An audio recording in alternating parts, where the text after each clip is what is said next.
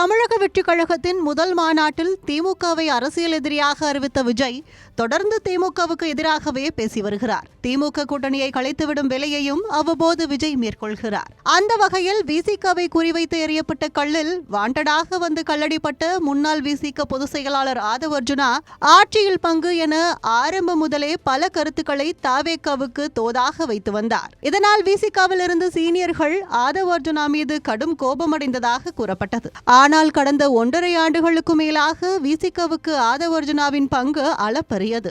விடுதலை சிறுத்தைகள் கட்சியின் பல்வேறு நிகழ்வுகள், கூட்டங்களை ஒருங்கிணைத்த இவர் விசிக விருது வழங்கும் விழா, பூத் ஏஜென்ட்டுகள் கூட்டம் ஆகியவற்றை நடத்தி விசிகவிற்கு புத்துணர்ச்சியை ஏற்படுத்தினார். அதன் உச்சகட்டமாக திருச்சியில் லட்சக்கணக்கானோர் திரண்ட விசிக மாநாட்டை ஒருங்கிணைத்து ஆளும் கட்சி, எதிர்க்கட்சி என அனைத்து கட்சிகளையும் திரும்பி பார்க்க வைத்தார். இதனால் ஆதவ் அர்ஜுனா மீது கட்சி சார்பில் பெரும் நடவடிக்கைகள் எதுவும் எடுக்காமல் இருந்தது அவருக்கு கிரீன் சிக்னல் போல் ஆகிவிட்டது. இதனை அடுத்து விஜய் பங்கேற்ற அம்பேத்கர் நூல் வெளியீட்டு விழாவில் திமுகவை குறிவைத்து ஆதவ் பேசியதெல்லாம் தலைமையை ஏகத்துக்கும் டென்ஷன் ஆக்கியதாக கூறப்பட்டது. இதனால் திமுக விசிக கூட்டணிக்குள் மனக்கசப்பு ஏற்பட்ட நிலையில் இறுதியில் கட்சியில் இருந்து தற்காலிகமாக நீக்கம் செய்யப்பட்ட ஆதவ் அர்ஜுனா விசிகவில் இருந்தே விலகுவதாக அதிரடியாக அறிவித்தார். விசிகவிலிருந்து விலகிய அவர் தமிழக வெற்றிக் கழகத்தில் இணைய உள்ளார் என்று அப்போது கூறப்பட்டது.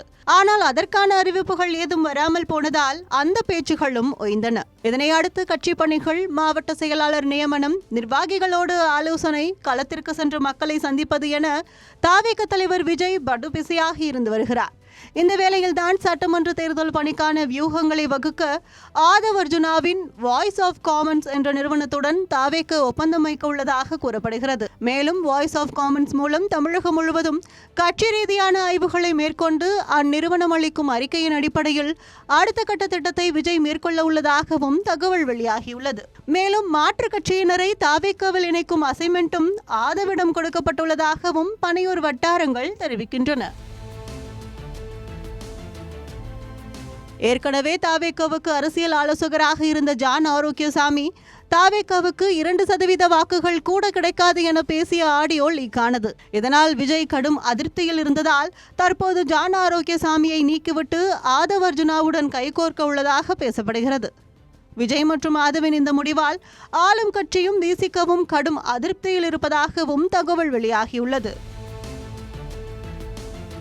இந்நிலையில் தவேகாவுக்கு 2% வாக்குகள் கூட கிடைக்காது என ஜான் ஆரோக்கியசாமியின் கூற்றை ஆதவ் அர்ஜுனாவின் தேர்தல் வியூகங்கள் உடைத்தெறுகிறதா என்பதை பொறுத்திருந்து பார்க்கலாம்.